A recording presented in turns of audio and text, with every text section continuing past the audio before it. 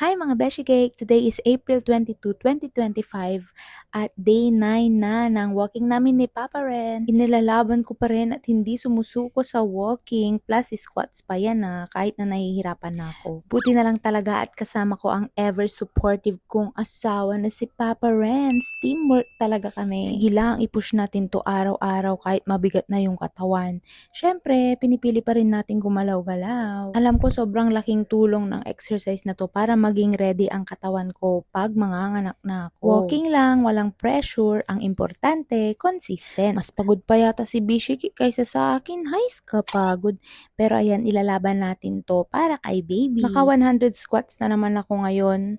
Plus, walking 3 beses yata namin inikot yung Arenas Boulevard. Sobrang thankful ako sa asawa ko sa support niya araw-araw. Since day 1, hindi niya ako pinabayaan. Kaya malakas yung loob kong awayin siya. Ayos kapagod. Basta si Papa Renz, napaka-supportive niyan. Kahit nung hindi pa ako nagbubuntis, hindi lang support physically, kundi emotionally rin. Si Bishigik pa nga yung taga-remind sa akin ng water break, pahinga, at minsan siya pa yung unang nag-aaya maglakad at nag-aayang kumain.